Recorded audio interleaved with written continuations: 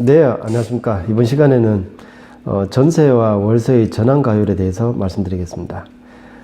전세로 살던 어떤 집이나 상가를 월세로 바꿀 수도 있고, 월세 상태에 있던 것을 전세로 바꿀 수도 있고, 그리고 반반이 섞여서 전세금 얼마에 있던 사람이 월세를 또 부담하게 되는 경우, 그러니까 주변의 전세 시세가 움직여서 거기에 맞춰서 월세로 변환이 있다면 그 월세를 얼마로 해야 되는가, 전세금을 얼마로 해야 되는가, 이런 문제가 생기게 됩니다. 그때 전환이 되는 규칙, 공식이라 그래야 됩니까? 거기에 대해서 설명을 드리겠습니다. 살다 보면 흔한 예로서 전세를 얼마 주고 살고 있는데 주변의 전세 시세가 올라 버립니다. 그러면 내가 이제 세를 주는 임대인 입장일 수도 있고 세를 들어와 있는 임차인 입장일 수도 있는데 주변 시세와 맞지 않는 전세를 살고 있다면 당장에 이제 전세금 뭐 1억, 2억 되는 것을 아니면 몇 천만 원이라도 되는 것을 맞춰주는 게 좀 어렵다, 임차인 입장에서. 그러면 거기에 맞는 월세를 조금 더 부담을 하는 게 어떻느냐, 서로 간에 협의를 볼 수도 있겠죠. 그때 전세금에 대해서 월세가 얼마 하는 게 합당한가, 이것을 서로 간에 이 정도 하면 어떨까, 이렇게 정해놓은 규칙이 있습니다. 그것은 시중의 금리라든지 아니면 이제 법적으로 얼마 받는 것이 괜찮겠다, 이렇게 정해놓고 있는데, 예전에 은행 금리가 높고 그럴 때는 10%, 12% 이런 식으로 좀 높았습니다. 그런 전환가율이. 그때는 아주 쉽게 계산을 할 수가 있었습니다. 연 12%의 그 전세금 전환가율을 적용을 한다면 계산이 편해집니다. 왜 그러냐 하면 1년은 12달이고 전세금을 갖다가 1억이라고 보게 되면 1억에 대해서는 월 얼마를 부담을 해야 될까? 1억에 대해서 12%라면 1200만 원이 되죠. 1200만 원은 월 100만 원 부담을 하는 것이 됩니다. 그래서 1년이 12달이니까 월 100만 원인데 월 100만 원은 계산이 아주 편하죠. 1억에 대해서 100만 원, 뭐 2억에 대해서는 200만 원, 이런 식으로 계산이 편해집니다. 그때 적용되는 요율이 12%가 되겠습니다.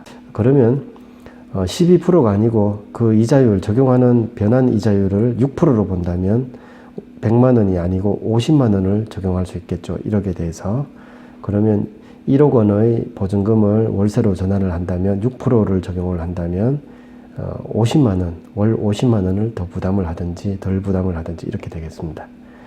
그러면 3%의 이자율을 적용을 한다, 전환가율을 적용을 한다, 그러면 당연히 25만 원이 되겠죠. 현재는 적용되는 이자율을 2.5%로 정해놨습니다.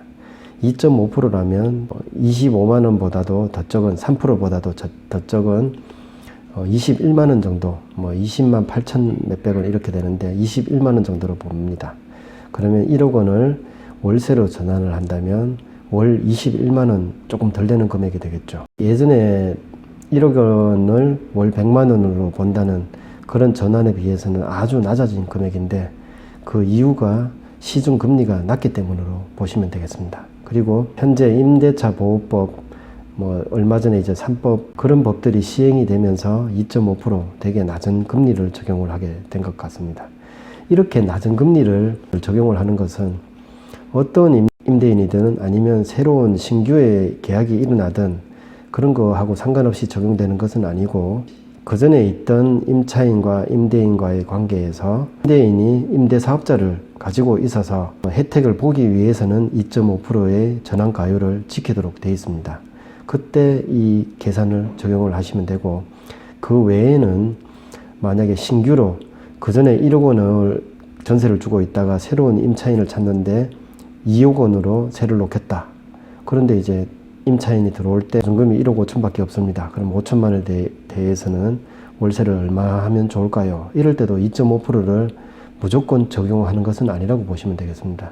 서로 간의 계약에 의해서 적당하게 정하실 수가 있고, 그때 만약에 분쟁이 있든지 아니면 서로 간의 의견 조율이 필요할 때는 참고를 하시는 정도가 되겠습니다.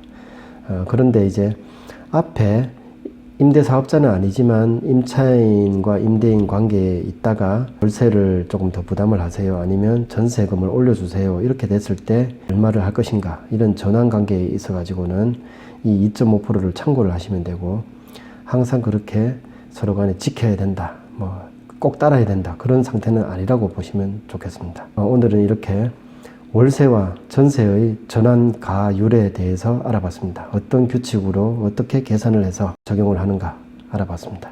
다음번에는 다른 주제로 또 찾아뵙겠습니다. 감사합니다.